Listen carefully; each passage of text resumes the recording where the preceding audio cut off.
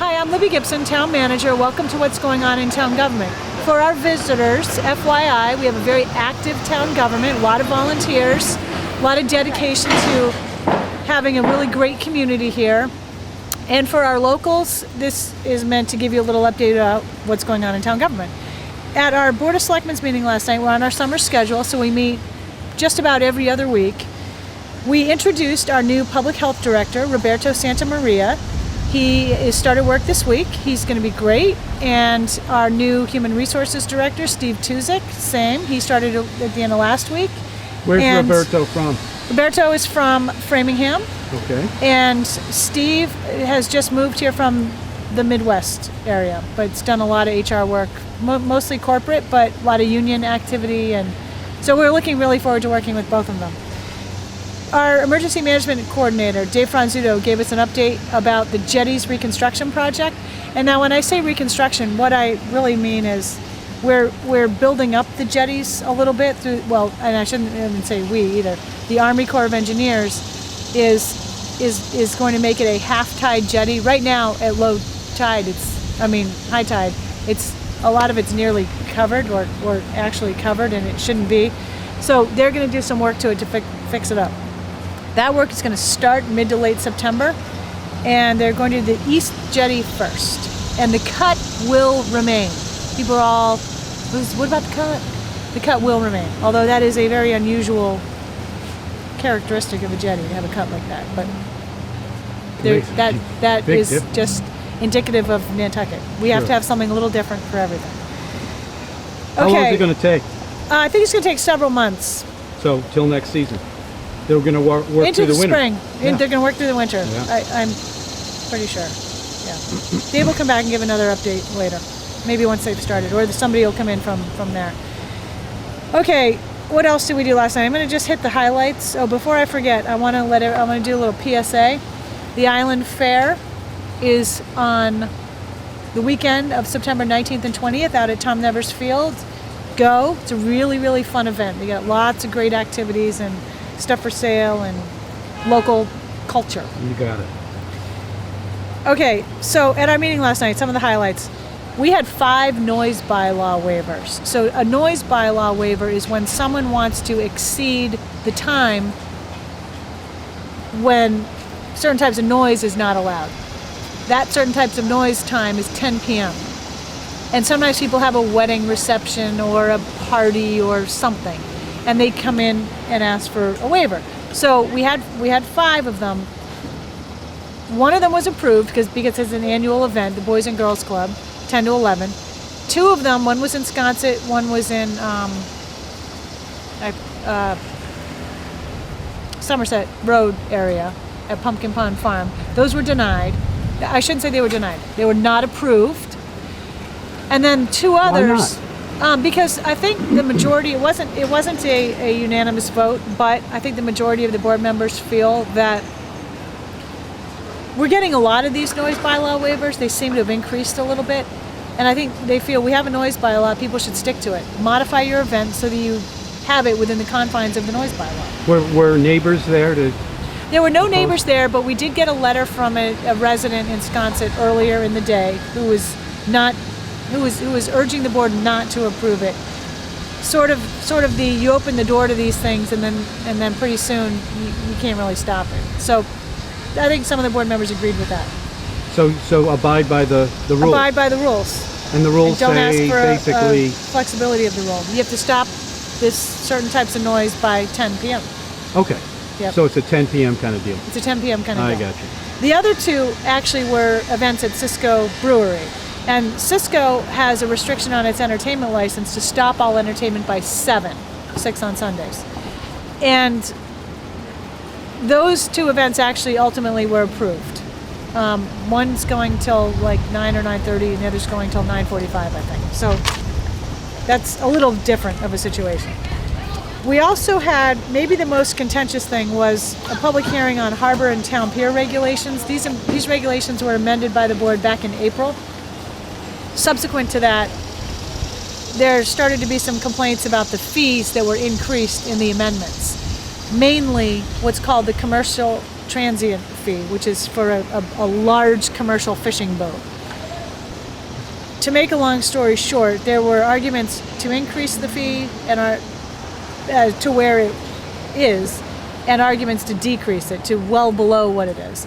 And so anyway, to make a long story short, oh, there's a good walk by right there. Let's try it. Try it. Oh, hi, Brian. Hello, how are you? Former selectman, Former selectman Brian Chapman. living on the Cape now. I don't know if we should talk to him. Who's your friend? Really? Oh, yeah. Oh, yeah. I'm gonna go before I get a ticket. Okay. Hi, Brian. He did not want to be on TV. I know. I tried to talk him in earlier. What was I saying? You were talking about The harbor regs and the and fees. the amount of how So- much it's costing the commercial guys. So to make a long story short, between the board and the really active commercial fishermen, they came up with a kind of a compromise, and he indicated that he agreed with it, and the board agreed with it. Who's he? So, Bill Blount. Oh, he's our only commercial fisherman. Well, there's a right? couple others, but I think he's the most sort of regular. Anyway, that came to a kind of a peaceful resolution, so to speak. Last night it all got resolved. Well, I think to the satisfaction of the particular people involved. So is he it was about cost. It's about cost. Yep, and it's about. I guess if you're going to look at both sides of it, it's about the fact that the town pier is a piece of infrastructure that the town has to maintain, and it's very costly to properly maintain it. And the users of it, there's a feeling, should help pay for the cost of it. There's also a feeling that Nantucket's fishing industry, commercial fishing industry, should be preserved and encouraged and helped along. So this seemed to meet in the kind of the middle of that. Hi, Tina. Another walk by. Okay. So that came to a conclusion. There was another issue that sort of tried to be brought up about commercial shellfish licenses and having them be free for people over 60. That was not on the agenda and never was planned to be on the agenda, but somehow people got to be under the impression that it was on the agenda. So there was a little bit of anger maybe or lack of understanding about that. And I think the board didn't really schedule a date to take that up, but I think we'll probably schedule it for some time in the next few weeks for them to consider whether or not they want to reopen that issue. How much is it anyway? I mean, what are we talking about? A commercial shellfish license, I think, I'm not sure how much it is. It's over $1,000. Oh, it is? Yeah. And It's so if not you're cheap. over 60, you would not have to pay that. Correct. Wow. It's changed. It was free over 60. The board changed it back at the recommendation of the Harbor and Shellfish Advisory Board. How many people over 60 want to commercially fish anyway? I guess there's a few. I don't Okay. know exactly how Yeah. many, but there seems to be some interest. So maybe it's not that big of a deal to make it free for them. I don't know. We'll probably take that up again, like I Right. say, in the next few weeks. We had a landfill update, just different things about solid waste issues on the island. We talked about sewer project funding again. I think the board is going to potentially put in two large, over 10 million each-ish, sewer projects for the 2016 annual town meeting. And they will be hopefully covered by low-interest loans through the state, not covered, but we would hopefully be granted low-interest loans from the state for one or both of them. Wow. We also talked about betterments. Now, the board's been having this betterment discussion for quite a while now. And we had a work group working on how to finance these sewer projects that is recommending 50-50 betterments. 50% paid by the abutters who would benefit from the sewer going to their property, and 50% by taxpayers. The board most recently had been talking about a 60-40 split. 60 by the abutters, 40 by the town, taxpayers. And they still didn't totally agree on it last night. I think there's a feeling that they should be unanimous on it. And so I think they're going to have a little more discussion about that. But it will be somewhere between 50-50 and 60-40, I imagine, that will be put forward at town meeting. So there's going to be more to follow on that because we really need to prepare a good, solid public outreach plan. So we're going to get going on that. We have a liquor license violation hearing, unfortunately, scheduled for our next meeting, which is October 19th. October 19th. I wish. August 19th. And it is because there were 9 establishments that violated the Wow. underage drinking laws recently. We got undercover guys working the. Yes, there's The beat. it was a sting operation. We usually happens every year, Yeah, so it right. shouldn't really exactly be too 9 of surprising. them. Yeah, there's a couple of repeat That's offenders. unusual, right? To have that many? No, I don't think so. No, okay. Unfortunately, it's not And but unusual. is it unusual to get the repeaters? I don't. I think some of them. Can we are- mention are- some of those people? Repeaters or no? Let's wait till the agenda is out for next week All right. because they're going to be known by then. So They they'll have- be listed right, on the of course, agenda. of course. So the board there, we have some liquor license regulations which contain some criteria and suggested penalties for various types of liquor license violations, and the board will be certainly taking that into consideration. So that's at our next meeting.